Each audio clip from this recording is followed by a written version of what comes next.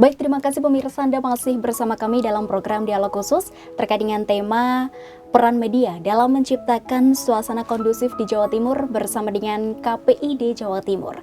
Tadi sudah disampaikan di segmen sebelumnya oleh Mas Malik ya terkait bagaimana agar media ini bisa memberikan informasi yang tidak membuat kepanikan kepada masyarakat, salah satunya melalui ILM tadi ya Mas Malik ya. Nah, ini untuk Mbak Amel, kita langsung saja. Bagaimana agar masyarakat itu bisa menerima informasi dengan benar? Apalagi sekarang ini sedang ramai sekali informasi-informasi yang hoax gitu ya, atau informasi yang kurang benar, bahkan tidak benar. Bagaimana ini? Baik, Mbak Devi, tentunya JTV merupakan salah satu media yang layak ya untuk perlu bisa dibilang itu kredibilitasnya sudah diakui ya.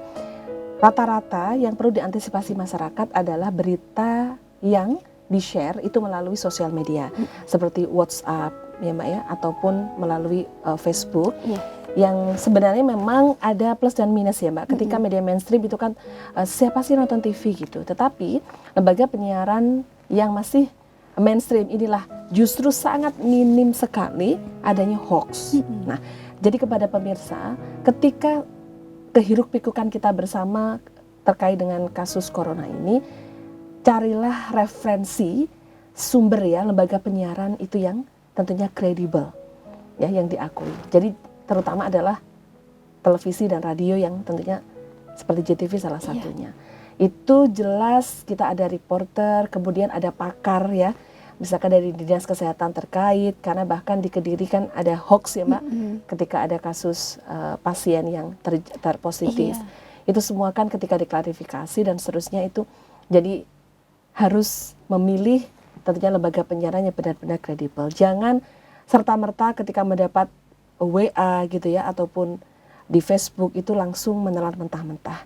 Jadi cermati dulu, kemudian tanggalnya, kemudian kadang ada foto yang beberapa tahun yang lalu mungkin itu bisa di-share lagi. Jadi seperti itu Mbak Devi. Oke, baik. Terkait dengan kalau mungkin ada yang belum tahu atau mungkin kurang paham begitu ya. Terus ada juga yang sengaja seperti itu.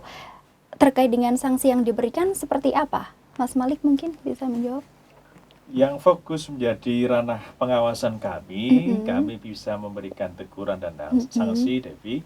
Ya, ini adalah lembaga penyiaran yang sudah berizin. Radio dan televisinya sudah berizin. Di Jawa Timur itu hampir 400 lembaga penyiaran radio dan televisi. Itulah yang menjadi fokus pengawasan kami, dan itulah teman-teman yang berpotensi untuk kami lakukan teguran-teguran. Di luar itu tentu bukan menjadi fokus dari tanggung jawab kami, termasuk media sosial, belum menjadi kewenangan dari KPI maupun KPID di seluruh Indonesia. Nah, jikalau lembaga penyiaran kemudian diduga melakukan pelanggaran terhadap isi siaran, maka ada langkah-langkah yang kami lakukan. Dugaan pelanggaran itu sumbernya ada dua, Devi, sekurang-kurangnya.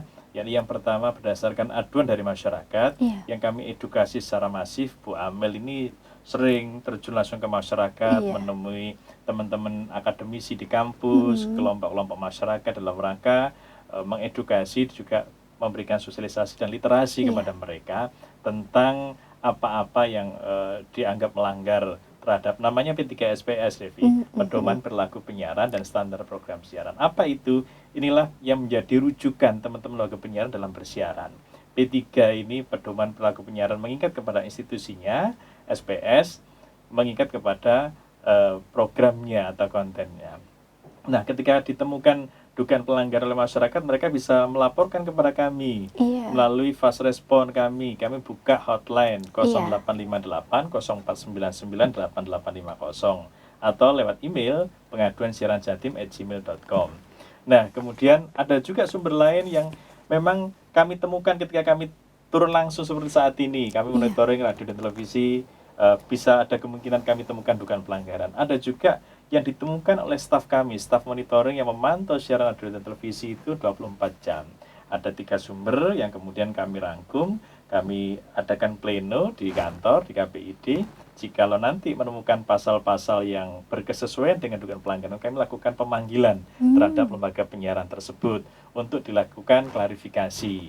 Jadi mereka ditanya tentang program yang dimaksud atau yang dilaporkan tadi. Kurang lebihnya itu. Tapi sebenarnya begini, fokus dari yang menjadi tugas kami terkait dengan merebaknya kasus corona atau COVID-19 di Jawa Timur misalnya.